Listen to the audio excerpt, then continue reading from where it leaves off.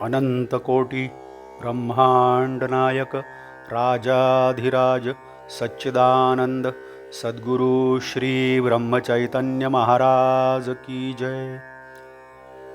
श्रीराम समर्थ। 2 मे। साधनात अत्यंत सावधगिरी पाहिजे। शेताची मशागत झाली, बी उत्तम पेरले, पाऊस चांगला पडला आणि रोपही जोराने वर आले तरी काम झाले असे नाही। कारण जसजशी एक एक पायरी पुढे जाईल तसतशी जास्त काळजी घेण्याची गरज असते। शेत वाढले तरी त्याचा नाश 2 कारणांनी होऊ शकतो। एक म्हणजे गुरेढोरे शेतात घुसून नाश करतील, किंवा दुसरे म्हणजे कीड पडून किंवा टोळधाडीसारखा काही उपद्रव होऊन शेत साफ नाहीसे होईल। यापैकी पहिले कारण थोडे स्थूल आहे तर दुसरे थोडे सूक्ष्म आहे। शेतात गुरेढोरे शिरली तर वरवर दृष्टी टाकूनही सहज समजते आणि त्यांना हाकलताही येते, पण कीड पडली तर जवळ जाऊन बारकाईने पाहावे लागेल।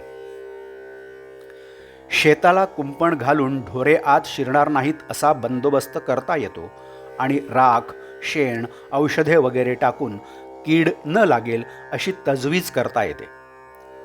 हे सर्व करताना शेतकऱ्याला सतत जागृत राहावे लागते, म्हणजेच एकसारखे शेतावर लक्ष ठेवावे लागते। हाच नियम परमार्थातही लागू पडतो। साधकाने अत्यंत काळजीने वागणे जरूर आहे। शेताचे रक्षण व्हावे म्हणून जसे कुंपण, तसा संसार हा परमार्थाला कुंपण म्हणून असावा।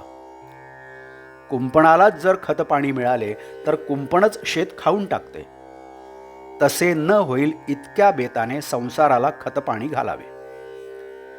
शेताला कीड लागली की काय हे जसे बारकाईने पाहावे लागते, त्याप्रमाणे आपली वृत्ती कुठे गुंतते की काय याकडे बारकाईने लक्ष असावे।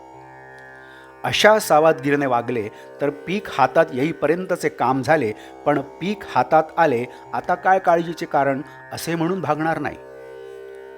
पीक हातात आले तरी त्याची झोडणी झाली पाहिजे। पुढे दाणे दास्तानात जपून ठेवले पाहिजेत, नाहीतर उंदीर घुशी धान्य फस्त करतील। नंतर पुढे जरूर लागेल तेव्हा ते काढले पाहिजे। काढताना सुद्धा दाणा फुटणार नाही इतक्या बेताने ते काढले पाहिजे। अशा तऱ्हेने आरंभापासून शेवटपर्यंत अगदी जागरूकतेने वागले पाहिजे, तरच साधकाची शेवटपर्यंत तग लागेल। नाहीतर मध्येच निष्काळजीपणामुळे आणि सर्व काही हाती आले अशा भ्रमाने वागले तर प्रगती थांबेल। अशी उदाहरणे फार आढळतात, म्हणून अतिशय सावधगिरीने वागावे। जो साधक प्रपंचामध्ये असेल त्याला प्रपंची लोकांच्या संगतीत राहावे लागणार, पण त्याने फार सांभाळून राहायला पाहिजे। आपली वृत्ती केव्हा बदलेल याचा नेम नसतो। खरोखर परमार्थ ही कठीण शिकारच आहे। शिकार अशी मारली पाहिजे की आपल्या मीपणाला मारून आपण जिवंत राहिले पाहिजे आणि आपल्याला नको तेवढेच गळून पडले पाहिजे। आजचे बोधवाक्य: सावधानता ठेवून नाम घ्यावे। नामाची सतत धार धरावी म्हणजे ते वृत्तीपर्यंत पोहोचते। जानकी जीवन स्मरण जय जय राम।